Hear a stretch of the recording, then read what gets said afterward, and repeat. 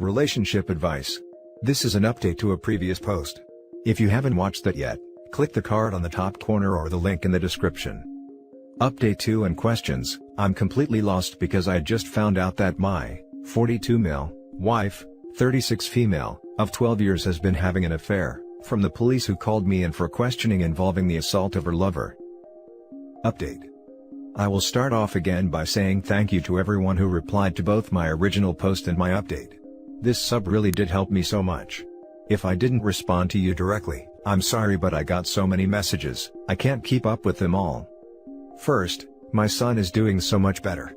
He started therapy the first week of January. And the difference is already noticeable. I asked him if he felt comfortable with me talking to his therapist, and he said yes, so I've had a few discussions with her. According to the therapist, my soon-to-be ex-wife would verbally and emotionally abuse our son whenever they were alone together. He was not allowed to make noise or bother her in any way when he was home. She would leave him alone for hours on end, and even overnight if I was out of town. She would then threaten him with being taken away and never see me again, if he told me or anyone else. The therapist said this has made him feel powerless and dependent in a time in his development that she should actually be feeling empowered and self-reliant.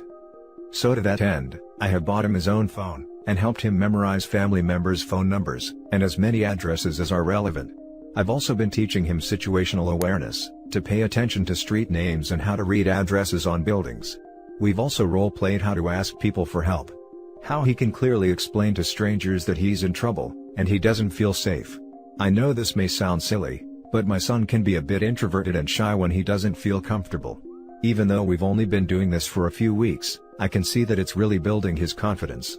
Any suggestions on how to continue to build his self-reliance would be really helpful. His safety and well-being is still my #1 concern right now. As for myself, I'm doing as good as can be expected. I started therapy around the same time as my son, and although I don't speak to my therapist as much as he does, it has helped to be able to talk through my thoughts and feelings about everything that has happened to us and our family.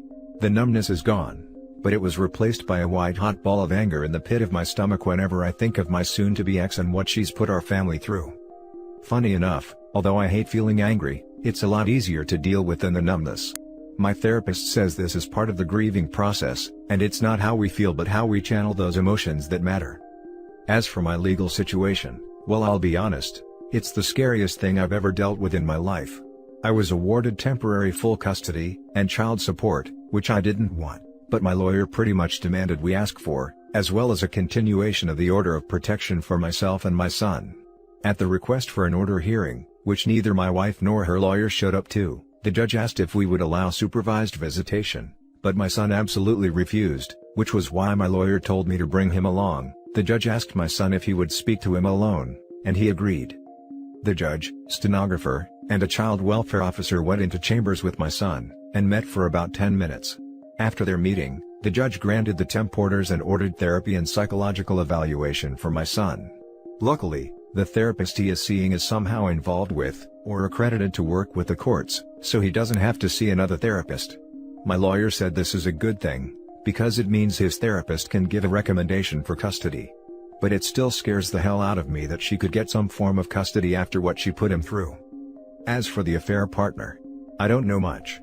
From what my lawyers have gathered, he's alive but still in the hospital. I haven't heard from the police since my initial interview, so nothing new to report there. As for my soon-to-be ex, I still hadn't seen her since the day I was questioned until Thursday. She has attempted to call me a few times but I haven't answered, and when she called from another number, I hung up immediately. I have nothing to say to her, and I don't want to hear anything she has to say to me. Her lawyer requested a preliminary hearing for our court-appointed mediation. She was served the second week of January. She was there with her lawyer, and I know this will sound petty, but even with the mask, she looked bad. My soon-to-be ex was always an attractive and athletic woman. I swear in our wedding photos she looks like a supermodel.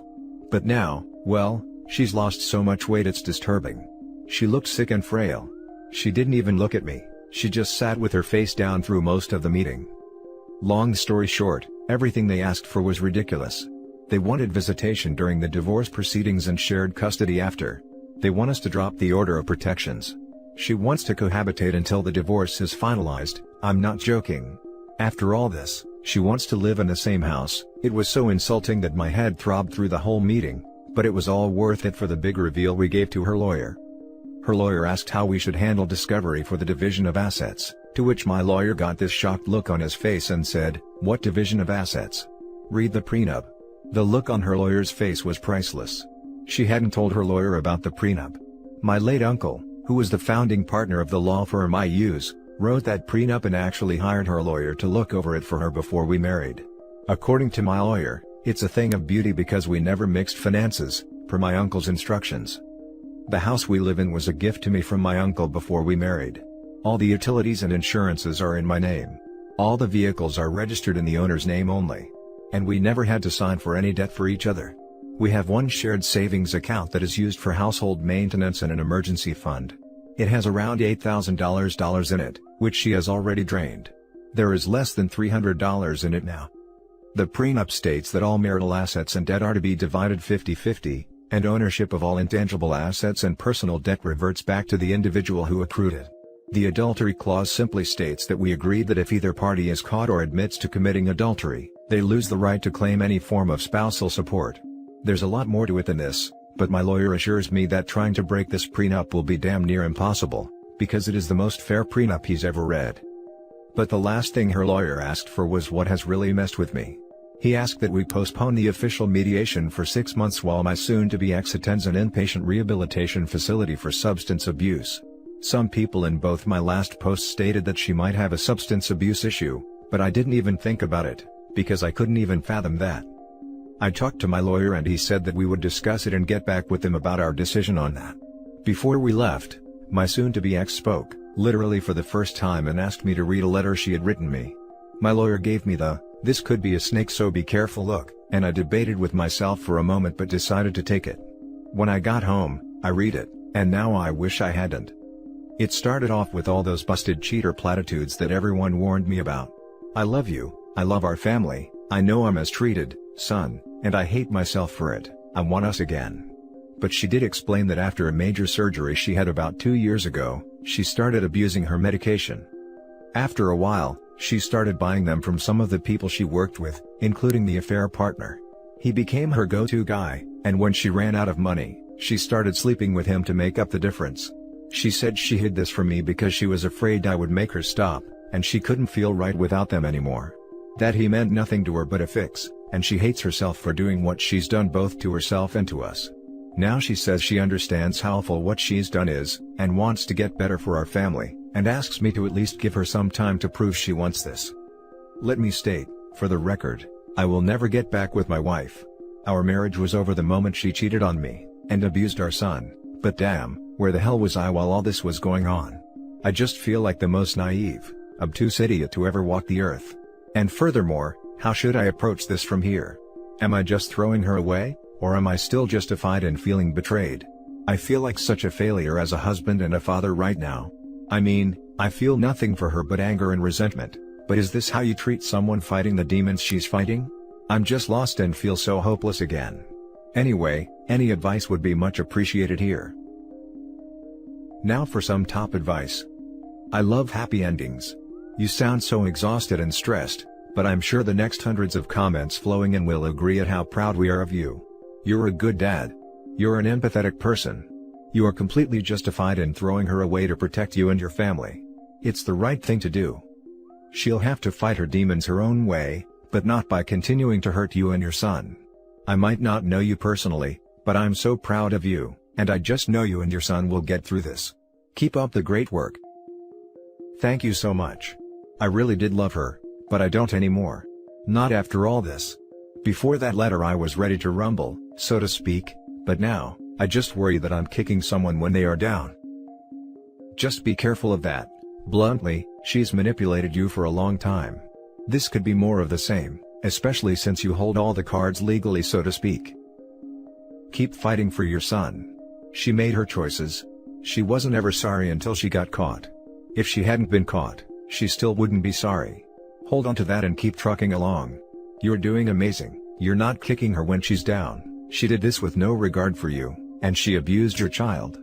Stay ready to rumble. She wrote that letter as yet another manipulation tactic. If there's a restraining order, you should report every time she calls you. My lawyer said the same thing.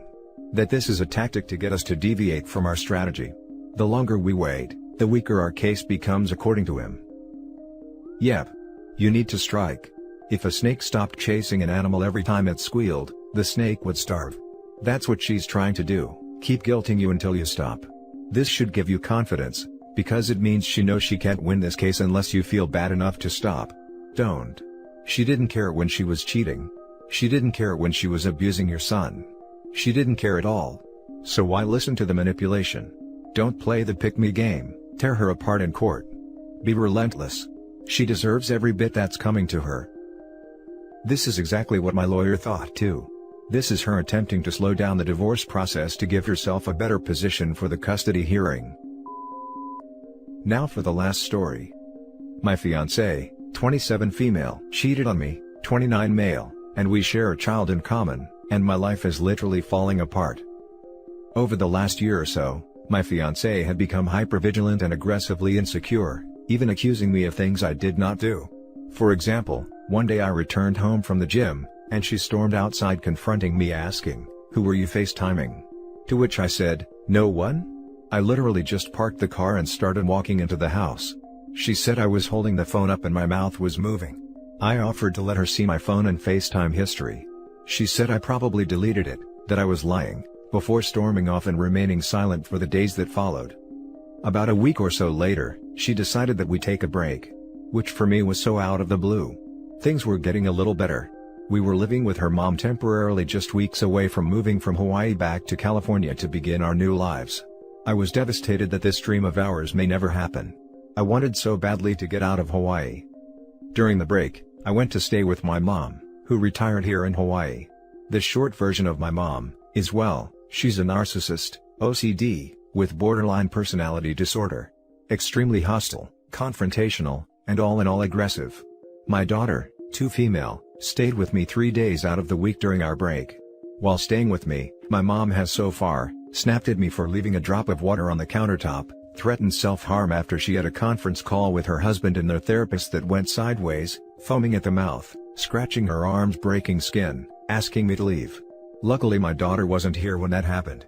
And has shouted at me, thrown things around the house, and continuously asks me any updates? What did she say? Are you getting back together?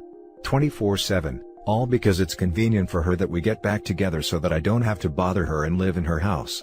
Which further stresses me out, because she is constantly reminding me and bring back up already sore wounds I don't want to talk about 24/7. Furthermore, my mom is going back to California for 2 weeks next February, a trip I am coincidentally going on next month as well to meet my nephew. She wants me to go the same exact days she is going to California, so that we can return to Hawaii together. All because she doesn't want me in her house, because I don't keep it clean like she does. I mean, I'm hitting rock bottom in my life and she's so selfish. It's not like I'm a degenerate. I'm a former firefighter paramedic, for Pete's sake, I know how to be an adult. As for my fiancée, she has just been partying with her girlfriends every time she doesn't have our daughter. Her Instagram stories are filled with revelry. And what really blew all of this out of control, is that I found out she cheated on me the weekend before last. I say cheated because 1, I never agreed with this break in the first place, and 2, I never thought that would even be a possibility during this break. It crushed me. It's a deal breaker for me. I told her it was done. Surprisingly, things have been extremely amicable with her, and she agreed to co-parenting as friends. Now I'm left living with my mom. I have no car, sold it because we were moving to California, and I'm desperately waiting on my vacation time check and some retirement I withdrew from the fire department, a job I left cause again we were leaving Hawaii. The money takes 3 to 4 months to process. I don't want to be stuck in Hawaii. I've never been broken down like this. I'm such a positive, optimistic guy, and my daughter and I are surrounded by toxic people.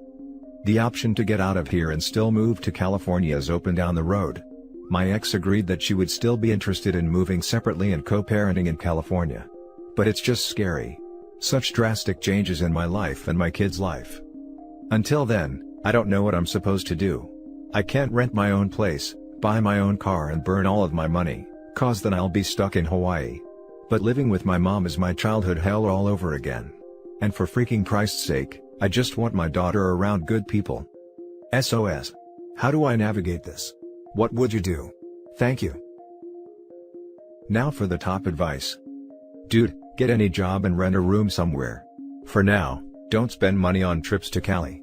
Be careful with the money, don't get back with your ex, be friendly but no more. Is no good to have a cheater around. And stop paying for her car. Your ex checked out of the relationship. She's done. Whose name is on the house? The car? Stop paying for the car. She has money to party, she has money for her bills. Get a lawyer. She's not your fiancé anymore, so your plans to move to Cali might be on hold. You need to figure out life and parenting after all of this. Get out of your mother's house and go crash with a friend. First of all, I want to commend you for two things. You had the courage to reach out even online. And second, you want to be a good father despite your BPD mother and, what sounds like, another BPD fiancé. I have BPD. I know how freaking awful it is for myself and others living around me. It's the reason I got help. Because I also want to be a mother one day. If it were me, I would try to find any possible way to get out of there with your daughter. Your daughter needs you as her rock right now. BPD is created from childhood trauma. It's a cycle. Your daughter deserves better. What resources do you have? Maybe living in Hawaii independently away from both women would be a good idea. For now. Maybe you're repeating the cycle with your daughter's mother. I can see why you'd want to get away from her. But you're confronting it all and are aware of the toxicity. It's one step at a time, one day at a time. It might seem difficult now, but compassionate honesty with your daughter will go a long way too. Maybe letting her know things aren't good right now, but they'll get better. Thank you for the input and for sharing. I'll definitely consider your advice. And that's it for this video guys. If you have thoughts to share, leave a comment below. Don't forget to hit like and subscribe if you like this content. I'll catch you in the next one. Good day everyone.